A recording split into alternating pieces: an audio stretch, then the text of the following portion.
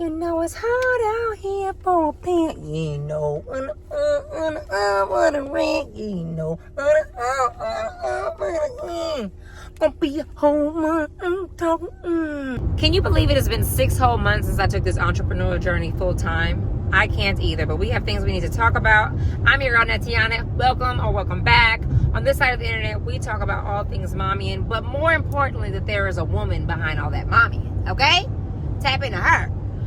So, y'all, it's June. It's been 6 months, y'all. December 31st was my last day at Club Corporate, and I couldn't be happier with the decision that I made, but it was 100% faith-led.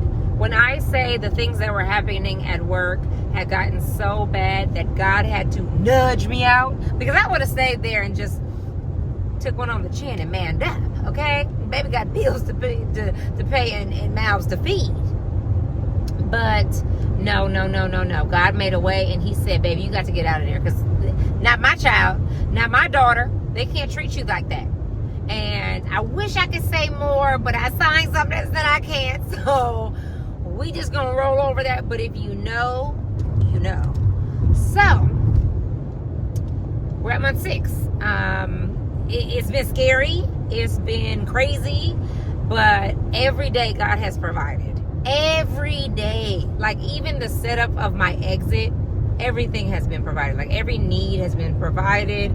And I talked about this in my first entrepreneurial update. The first couple months were very much so rest, mentally, physically. Like I still had to get up early and be up as though I was going to work, because I decided, okay, you're not going to be in a corporate space, but you're absolutely going to put 100,000% into your dreams. And my dreams, if you haven't noticed, are to be a content creator that really provides value to my community of moms here on the World Wide Web, as well as to continue growing my clothing line, Millennial Mommyin. So let's talk about Millennial Mommyin. Millennial Mommyin. Well, let's back up. Let's talk about the content creation first. So I took the leap of faith and I said, okay, with this time, yes, I want to rest more. I want to be more present for my family, but I also want to really dive in and see what it really looks like if I gave content creation 100%. Now, I have been strategic in trying to read analytics, figure out what the algorithm is doing. My titling here on YouTube, like I have just really tried to be strategic. I took classes. It's exhausting if I'm being honest. But the one thing that I have maintained through all those trials and errors is consistency. I consistently show up. I'm consistently here on this channel. I did change my day. I don't know if you guys can tell, but I'm Tuesdays and Fridays now. That was based on my analytics. That's when y'all seem to be here, so that's when I'm gonna be here, okay? So,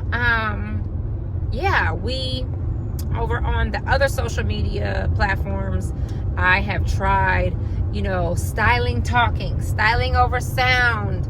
I talk about self-care, my voice, a voiceover, music. Like I've tried it all. And the glaring part of it has always been continue to be yourself, Nateanah.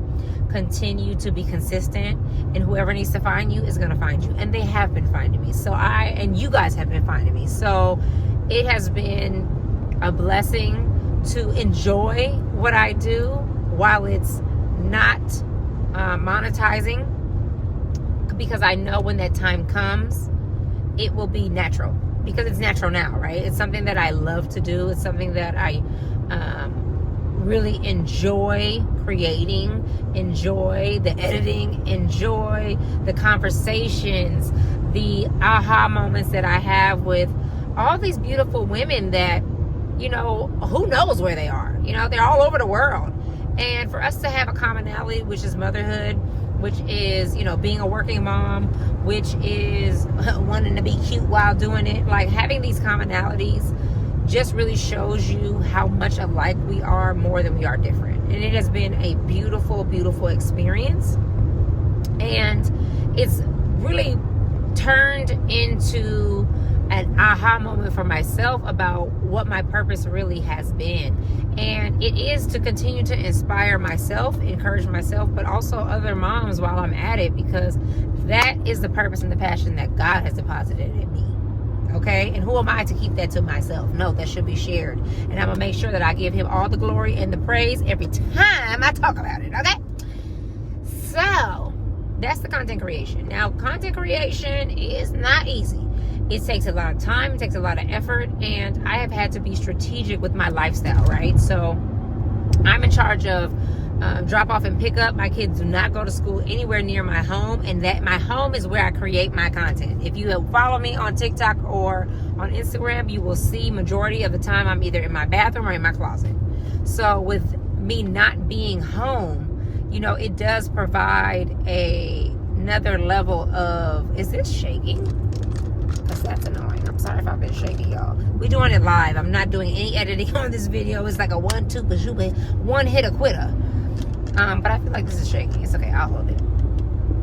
So, what was I saying?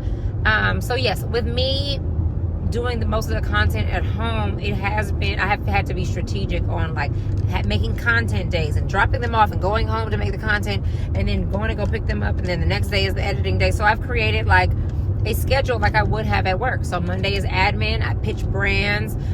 If I have any deals that I need to close, there haven't been that many, so let's not get crazy. That's my Monday day. That's my admin day. I send out pitches. I try to reach out to brands for PR, for partnerships, for, you know, long-term relationship, that type of thing. On Tuesdays and Thursdays, those are my content days. And I'm not a big batch content creator, because the way that I've been able to be consistent over the years is by doing things in real time. If I'm going to the mall, I get dressed for the mall and I turn my camera on. If I'm going to the park with my kids, I get dressed and I turn my camera on. I just so happen to tell you where my outfit is from and what we're doing that day. Like, it just makes more sense, and it's easier for me to be present with my family but still, you know, tap into my goals, right? So on the days that I am able to go do some stuff at home, it doesn't feel unnatural, but I've had to be more strategic about what it is. So if I'm planning to go on a trip, then I've been talking about sets a lot. Like, style is easier if you just throw on a set, because it is. One, I sell sets at Millennial Mommyin.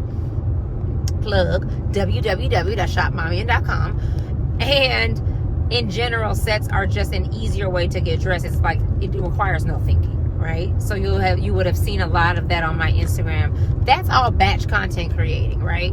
I'm not going anywhere, but I also have this series on all my platforms, like what to wear where I love that I've gotten input from you ladies who have told me you're going here, there, the other place, concerts, basketball games, graduation, what should you wear there? And then I come up with an outfit and I provide it. That is really fun for me, because it's almost like I'm styling you from my own home. It's cute.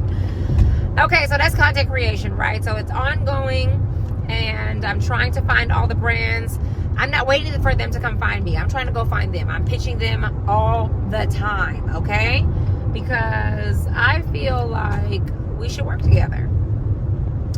Now, Millennial Mommyin, the pop-ups have been amazing. We're actually driving right now to LA. We have several Juneteenth pop-ups that are down this way. And so me and Tatum, she sleeps in the back, and that's what all this is behind me. We're heading down to LA for 2 pop-ups this week. Now, the pop-ups have been great, but as you can see, like, this is time-consuming. Driving 5 hours from Northern California to Southern California, it all is taxing. And I am 37 years old.